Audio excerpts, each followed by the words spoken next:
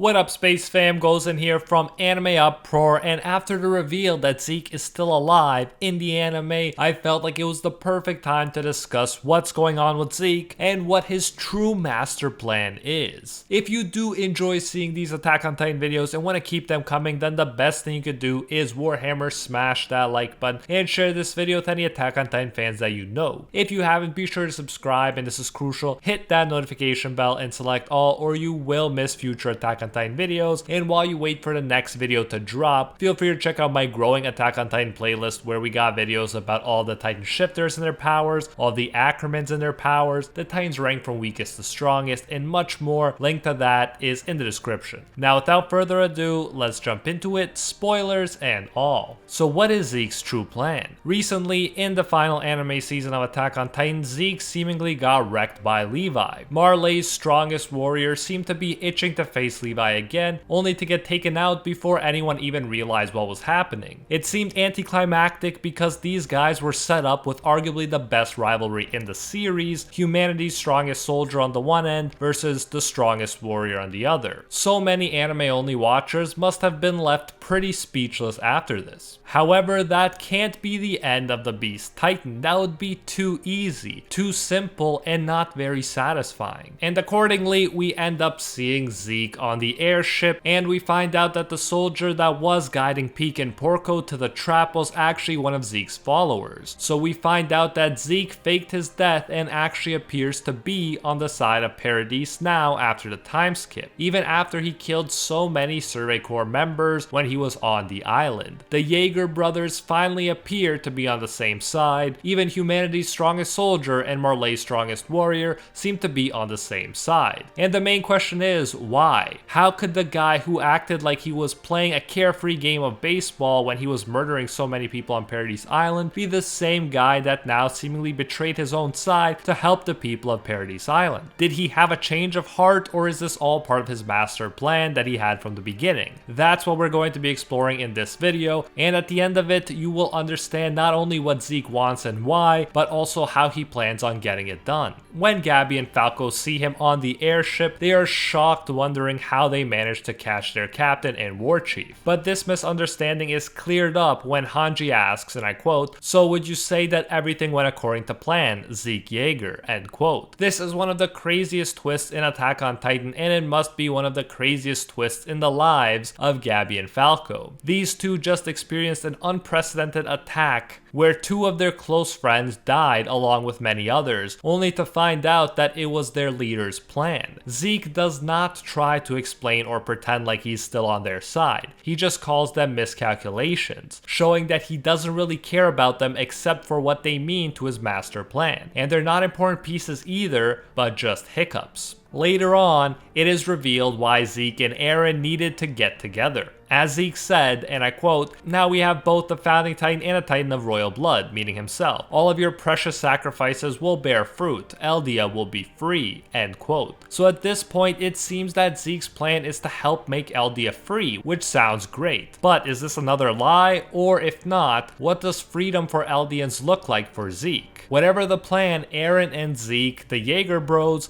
seem to be on the same page for now. Together with Zeke's royal-blooded Titan and with Eren's founding Titan that is not limited by Karl Fritz's pacifist ideology, the two have godlike power at their disposal. We're talking the power to rewrite Eldian memories, change the body composition of all Eldians, awaken and control the tens of millions of colossal Titans within the walls, and so on. But again, we gotta figure out how Zeke plans to use this godlike power. Zeke was the one who sent devout followers of his, like Yelena, to help Paradise Island and make Eren's mission in Marley possible to carry out in the first place. Yelena explains to Levi and the rest that Zeke's request is for them to accept him onto their island for the remainder of the time he has left. Remember that his time is running out because of Emir's curse, which gives Titan shifters only 13 years to live after inheriting a Titan power. Zeke wants to then be taken to his half-brother Eren Jaeger, the possessor of the founding Titan. If the people of the island meet these conditions, he guarantees Paradise's safety and will provide them with the latest technology and weapons. He will serve as a mediator between the island and other friendly nations, and he'd also do more. He'd do all this to help rescue the Eldian people whose existence is being threatened, especially with the fast advancements being made in aerial warfare. Zeke says there's a secret plan that can be carried out that will solve all of the Eldian people's problems at once, and all it needs to be carried out is the founding titan and a titan with royal blood. Zeke promises that the world can be saved with those two things. Eren, upon hearing this, confirms that Zeke speaks the truth in the sense that the one time he was able to activate the founding titan, he did it when he touched a titan with royal blood, specifically the Dina Fritz titan, aka Zeke's titan mom. During the flashback of what happened during the time skip, Eren spoke with Mikasa and Armin about the importance of buying time to ensure the advancement of Paradise technology and positive relations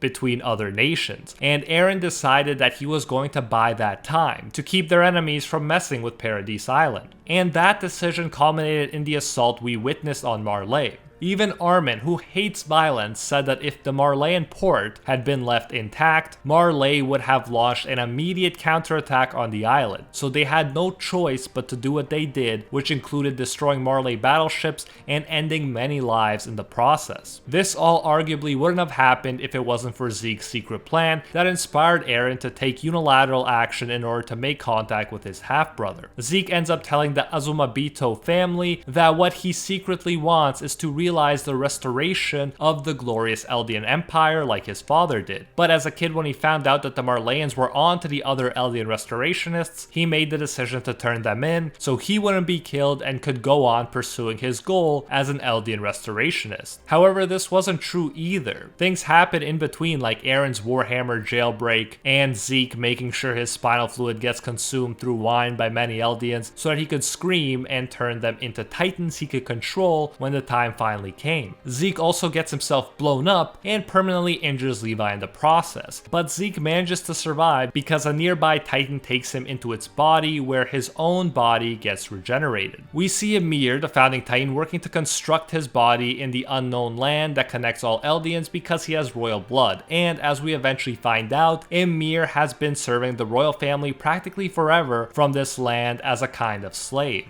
But it is right before this self-explosion and encounter with Ymir that we get a flashback in the manga to the previous Beast Titan user, Tom Xaver, who was like a father figure to Zeke. He did not adopt his true father's philosophy, but rather Tom's. When Tom's wife found out he was an Eldian, she killed herself and their son. Not surprisingly, this devastated Tom. Tom felt like it would have been better if he were never born, and Zeke agreed and planned to inherit the Beast Titan and use it to execute his plan. He'll use the Founding Titan power to save the world by freeing the people of the world from their fear of the Titans and freeing Eldians from their suffering. His idea of freedom was using the Founding Titan's power to change the body composition of all Eldians so they can no longer have children, and so Eldians and by extension Titans will eventually die out. In Zeke's view, death is a kindness for Eldians. If you ask him, everyone he killed, he saved from this cruel world, and by making it so no Eldians could have kids, he would be saving their future kids from this cruel world as well. For him, as with Tom, the greater good is never suffering in this world, rather than being born and inevitably suffering in it.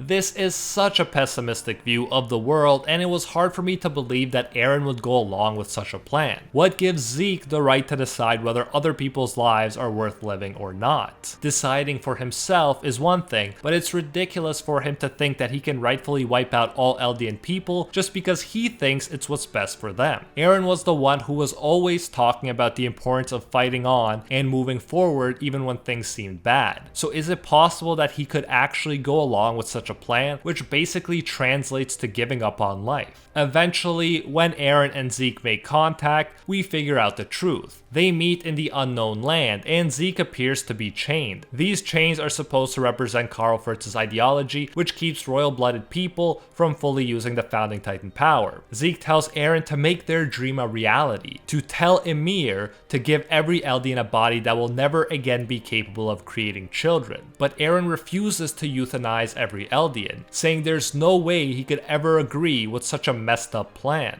He was only playing along with Zeke's plan so he could gain this ultimate power and save his people, the Eldians on Paradise Island. When Zeke asks Eren why, Eren responds, because I was born into this world. And in his view, he wasn't born into this world, and his fellow Eldians weren't born into this world just to take themselves out of it. Zeke, however, accounted for this in his plan too. The chains were actually fake and he was just testing Eren. As Zeke reveals, he's the one with royal blood, and Ymir serves as a kind of mindless slave to the royal family. And Zeke arrived to this place without being tainted by the First King's ideology, so he was able to nullify the effects that would prevent him from using the Founding Titan to the fullest. At this point, Zeke reveals that Eren was his key to unlocking this power and using it to carry out his plan. And it might have worked too, if it wasn't for Eren being able to release Ymir from her brainwashing. Eren saw Ymir, the girl that became the first ever Titan, for the human she was and made her use her free will. And with it, Ymir decided to support Eren while Zeke was seemingly absorbed into Eren's giant Founding Titan body. And as of now, Eren has access to Zeke's Beast Titan power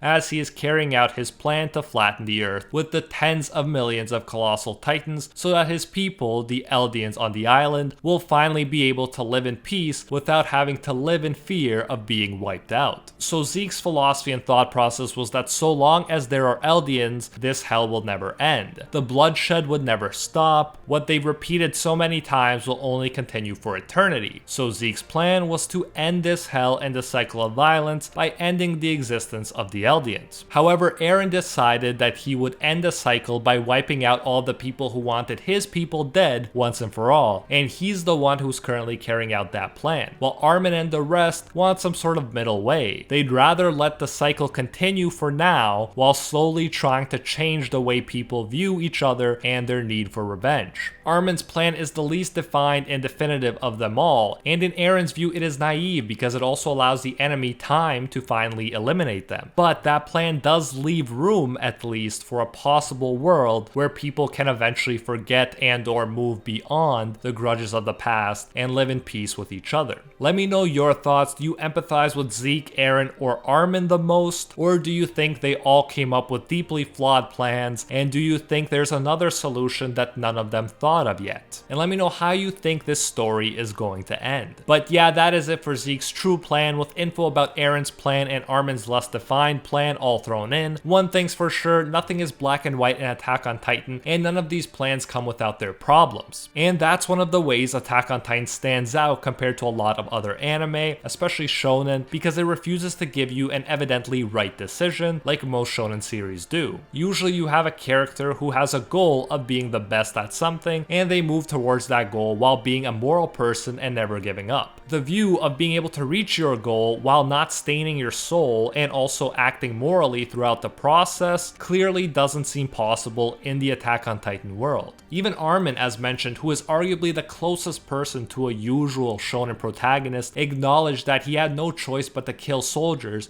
and even innocent people at one point. I can't wait to see how this series ends and what view the story ends up leaning towards, although it is most likely, in the case of Attack on Titan, that there will be no final right answer. People have always known, including the oldest philosophers, that human life goes hand in hand with suffering, and everyone has the free will to decide for themselves how to act in the face of that sometimes cruel reality. But that is it for this one. If you did enjoy this video or got some value from it, make sure to let me know by smashing that like button. If you haven't, be sure to subscribe, and this is crucial, hit that notification bell and select all, or you will miss future Attack on Titan videos. And while you wait for the next Attack on Titan video to drop, feel free to check out our growing Attack on Titan playlist, where we got videos about all the Titan shifters and their powers, all the Ackermans and their powers, the Titans ranked from weakest to strongest, and much more. Link to that is in the description. And I especially want to thank the Patron Squad over on Patreon and here on YouTube who help make videos like this one possible. First and foremost, I want to thank the Patron of Legend, the one acknowledged by Lord Twigo himself, and the most donated champion of the world, Alpha Sigma. And are the 1-tier patrons, the ones who stand atop all clans, Ingrata, The World, Acquire Respect, Pate Hefa, Liam Thompson, Aljatal, Dr. Courtman, Johnny Boy Draws, Emperor Otaku, Spidey Life Tanel, Baked Buddhist, and Tungsten Tarkin. Marcus. And our Pro Hero tier patrons, the one and only Gilgamesh, Steelers, Angel Cruz, Anatoly Kazatsky, Joe Stanton, Very Gucci, Jessica Kayla Fond, Rathuan Deora, Alicia Actor, Bonnie Parks, Hinokami and Water, the Red-Haired Raven, Joanne Garcia, Jack Watches Anime, Fatboy Games, Deadly Saint, Matthew Cruz,